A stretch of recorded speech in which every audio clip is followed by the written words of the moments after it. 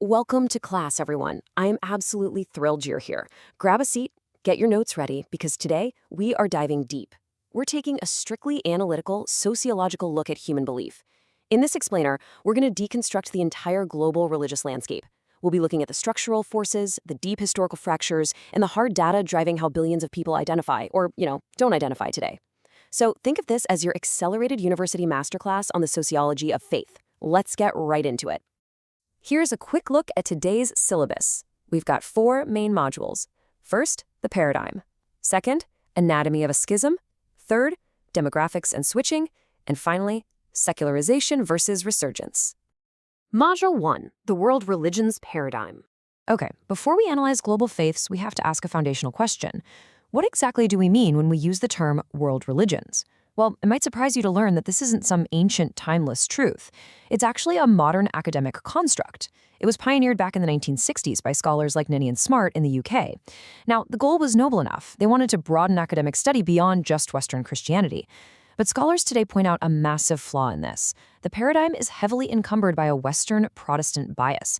It kind of forces these incredibly diverse, fluid traditions into very rigid, mutually exclusive boxes, and it typically ranks them in this Abraham-centric order, which basically privileges Western monotheistic structures over absolutely everything else. And that brings us to a really powerful quote from the renowned scholar Jonathan Z. Smith. He noted that categorizing a faith as a world religion often has far less to do with pure theology and much, much more to do with geopolitical power. Historically, Western scholars elevated traditions that had the scale, the numbers, and the civilizational weight to interact with or even threaten Western history. Traditions that lacked that massive geopolitical footprint, they were simply lumped together and dismissed as indigenous or minor. It's a fascinating and frankly crucial reminder that how we categorize knowledge is intrinsically linked to power. Module 2, Anatomy of a Schism. So let's shift gears from academic theories to historical reality. Because when we look closely, these supposedly monolithic Big Five religions are actually highly fractured institutions. Take Judaism, for example. It's often presented to us as this unified whole, tracing straight back to the biblical figure of Abraham. But historically, it was deeply fractured. Just look back at the Roman occupation of Judea. Society was split into intensely competing sects. You had the aristocratic Sadducees, the traditionalist Pharisees, the ascetic Essenes, and the revolutionary Zealots. But following the devastating destruction of the Second Temple in 70 CE, it was specifically the Pharisaic tradition that managed to consolidate into rabbinic Judaism. They preserved the faith, while the other ancient sects essentially vanished from history.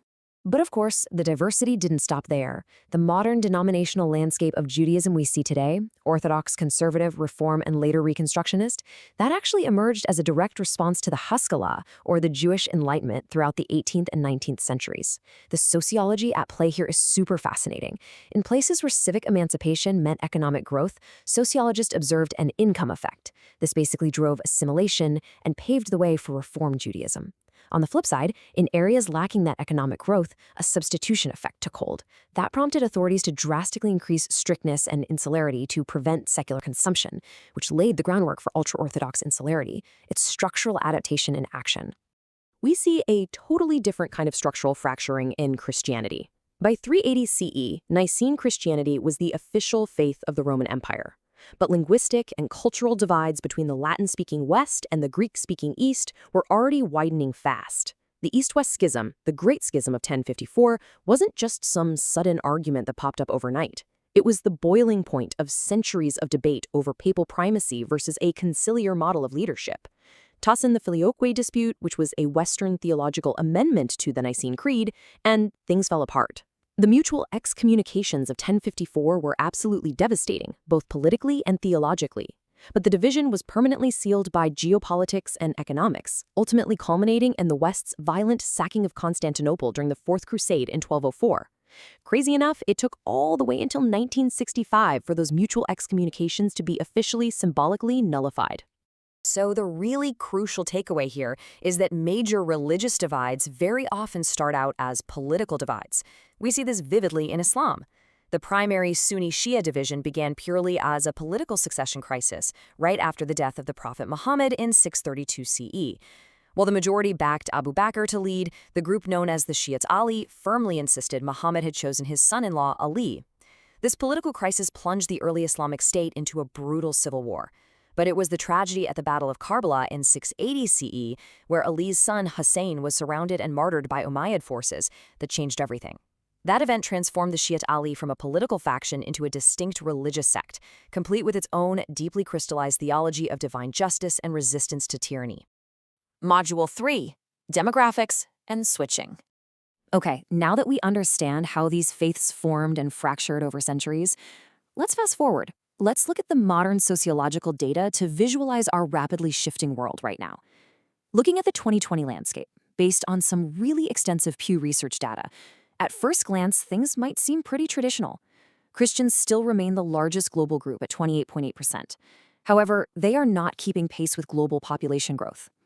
Meanwhile, the global Muslim population is surging rapidly, largely due to a younger demographic and higher fertility rates. But the most staggering sociological development here, it's the unaffiliated, often referred to as the knowns. They now make up a massive 24.2% of the global population. That officially makes them the third largest group in our dataset. That is literally a game changer. So why exactly is this happening? Well, it all comes down to religious switching. For every 100 people switching affiliations, the unaffiliated category sees a massive net gain of 16.7 people. Conversely, Christianity experiences a net loss of 11.6. This mass secular switching, which is happening primarily out of Christian backgrounds in Western nations, is the absolute primary driver of these demographic shifts. Interestingly, on the other hand, we see that Hinduism and Islam have effectively zero net change from switching. Their retention rates are incredibly high, and their growth is driven almost entirely by natural birth rates. But as sociologists, we need to be incredibly precise here. When the data says knowns or unaffiliated, what does that actually mean in the real world? It's definitely not a monolith. This category includes atheists, who hold a complete absence of belief in deities. It includes agnostics, who view metaphysical claims as fundamentally unknowable. It also captures the broadly non-religious, who simply lack religious practices, and secularists, who primarily advocate for the strict separation of church and state. Notably, a huge chunk of people in this category still hold deep spiritual beliefs or engage in personal practices. They're just rejecting the traditional institutional labels. Module 4: Secularization versus Global Resurgence. And this brings us perfectly to our final module, where we get to contrast the big academic theories of the past with the surprising on-the-ground realities of today's deeply interconnected world. Back in the 1960s, prominent sociologists like Harvey Cox championed what became known as secularization theory. They hypothesized that as societies industrialized, modernized, and embraced scientific education, religion would inevitably and completely be displaced from public life. It seemed like a totally logical progression at the time. But contemporary data proves that this prediction was, well, vastly oversimplified. Religion hasn't died, it is just transformed. To understand why religion didn't just fade away, we can look at globalization through two competing sociological models. First, you have the contact hypothesis.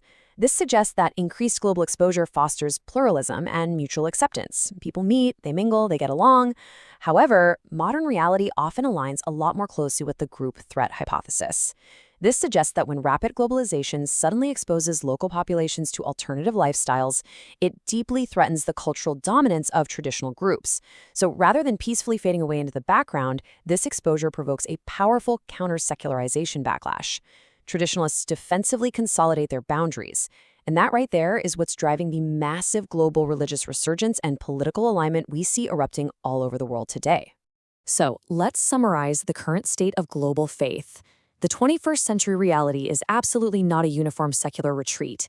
Instead, it is a highly fragmented, geographically polarized landscape. While Western societies continue to secularize, regions like sub-Saharan Africa and South Asia are experiencing explosive religious growth. And simultaneously, the rise of digital religion and AI-mediated spirituality is radically decentralizing authority. It's allowing individuals to construct highly personalized spiritual practices that are completely independent of traditional ecclesiastical control. It's like a spiritual Wild West out there. Which leaves us with our final exam question for today's masterclass. As traditional authorities lose their historic monopolies, and as belief becomes increasingly individualized, digitized, and decentralized, how will global pluralism adapt to survive? Can we realistically maintain social cohesion in a world where everyone can basically curate their own spiritual reality? It's a massive question that sociologists, and honestly, all of us, will be trying to answer over the next century. Thank you so much for joining me for this explainer. Keep asking those critical questions, and I'll see you next time.